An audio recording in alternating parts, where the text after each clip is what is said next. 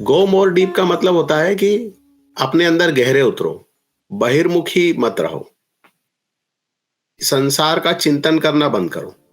आप ध्यान कर रहे हैं, ध्यान का मतलब होता है मैंने कहा कि हंसा कर रहे हैं, तो हंसा किस चीज पे करते हैं? श्वास में करते हैं। तो ध्यान श्वास में होना चाहिए। अब श्वास कहाँ कितने डीप जाती है आपको उसके पीछे जाना है।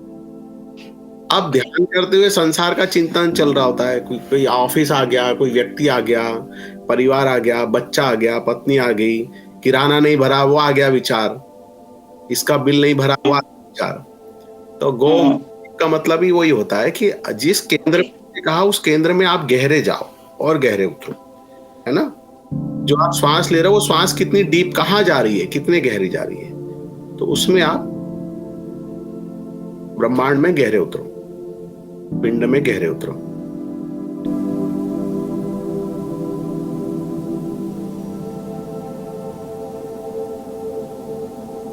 मूलाधार में डीप क्यों नहीं जाते? सब लोग रात्रि में बैठते हैं ना ध्यान करने। रात्रि में चेतना वैसे ही ऊपर चढ़ी हुई रहती है, लेकिन दीक्षा दी हुई है, सबने क्रिया साधना लिए।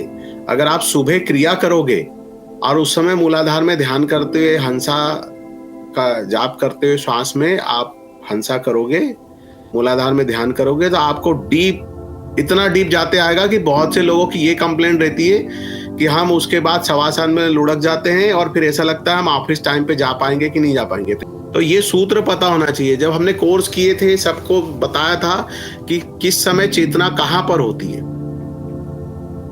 आप थोड़ी चेतना को चला रहे हो, चेतना तो स्वतः अपने हिसाब से चल रही है, श्वास अपने हिसाब से शरीर ले रहा है, सब कुछ। आपको क्या करना है? साक्षी भाव से देखना है, साक्षी भाव में जाना है। मुझे पता है उतना नहीं होता है, लेकिन भाई पद्धति और विधि वही है, इसलिए हम नीचे से ऊपर की तरफ जाते हैं। ये तो ही बेसिक चीज। अब पूर्व जन्म के कारण किसी की साधना कहीं छूटी है, कोई कहां से छोड़ के आया है, किसी की स्थिति कोई कुछ स्थिति है, कोई कहीं पे किसी के केंद्र में ऊर्जा ज्यादा इकट्ठी है, तो फिर उस तरह से उसको अलग अनुभव होते हैं दिन भर में।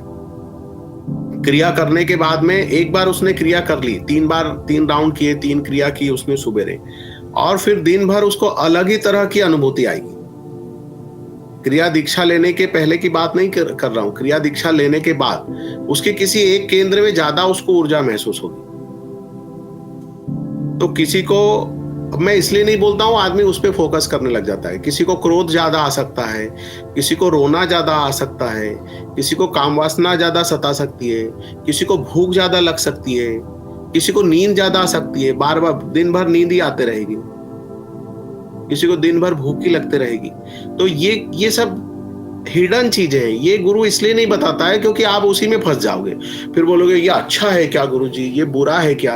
अरे ना कुछ अच्छा है ना कुछ बुरा है, ये बस एक ऑपरेशन के दौरान जब व्यक्ति ठीक हो रहा होता है तो ये सिम्टम्स है।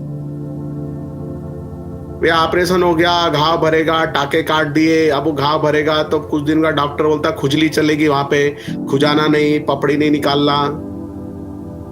घाव भर जाने के बाद, ठीक होने के बाद वहां पे निशान पड़ जाएगा, वो क्रीम दे देता, ये लगाना, बस मोटा मोटा बता देते। तो इसलिए साधना दीक्षा देने के बाद मोटा मोटा बता देते। मेरे पास आती है ना बहुत सारी व्यक्तिगत चर्चा होती है, गुरुजी हमको बहुत भूख लगती है, कोई बोलता है हमको दिन भर नींद ही आते रहती है, दिन भर नशा होता है, कोई बोलता क्रोध आता है बहुत, किसी को काम वासना बहुत सताती है। तो ये कोई सब्जेक्ट नहीं है, मतलब ये एक सहज बात है, आप इसको सहजता के साथ लो।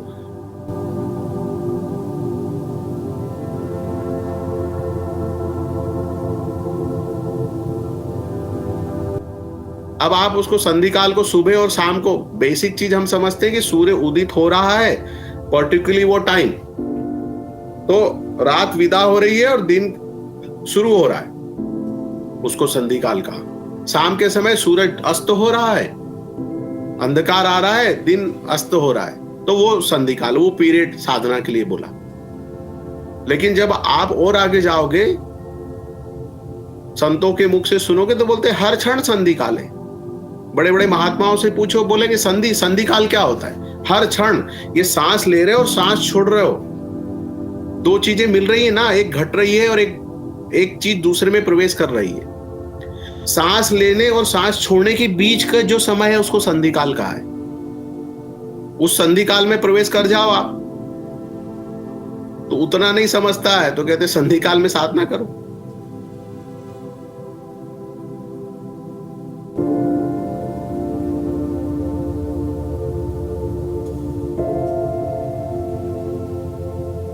किसी ने बोला कि सिद्धासन में जाप करना, तो भाई साहब पहुंच गए दुकान में, बोलते मुझे सिद्धासन दे दो। दुकान वाला बोलता अरे ऐसा तो कोई आसन नहीं आता है, जूट का आसन आता है, कम्बल का आसन आता है, सिद्धासन कौन सा होता है?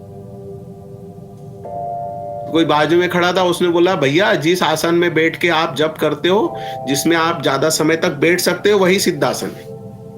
उसमें से एक और तीसरा ज्ञानी निकला, उसने आसन लगा के बताया, बोले इसको सिद्धासन बोलते हैं।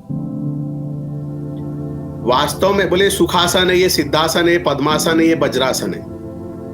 पर सिद्ध आसन का मतलब होता है जिस आसन में लंबे समय तक आप बैठ करके जाप कर सकते हो, वो आसन सिद्ध हो गया। अब आपको बैठने में सुख आनंद की प्राप्ति होती, दुख नहीं होता है, अरे ये दुख रहा है, वो दुख रहा है। तो आसन सिद्ध हो जाने का मतलब होता है किसी एक आसन में लंबे समय तक आप साधना में बैठ सको, उसको सिद्धासन का है। तो कैटेगरी हो गई अलग अलग, अभी उसको समझना तो सीखो। एक शब्द के कई मतलब होते हैं। तो आसन वाला सिद्धासन, या साधना में सिद्ध हो गया वो वाला सिद्धासन, या दुकान में कहीं मिलेगा सिद्धासन वो सिद्धासन, ये पता होना चाहिए। हरिओम। आप सभी साधकों को सादर प्रणाम। YouTube के माध्यम से पूज्य स्वामी जी के सत्संग और क्रिया योग की शिक्षाएं आप तक पहुंचाने का प्रयास हमने शुरू किया है। कृपया स्वयं सुने और दूसरों तक भी यह ज्ञान पहुंचाएं। स्वामी जी की पुस्तकें Amazon पर भी उपलब्ध है, इच्छुक साधक वहां से प्राप्त कर सकते हैं। निस्पृह योग क्रिया योग आपका स्वागत करता है। स्वामी जी की वाणी को अधिक से अधिक लोगों तक पहुंचाने में सहयोग करें। हरिओम।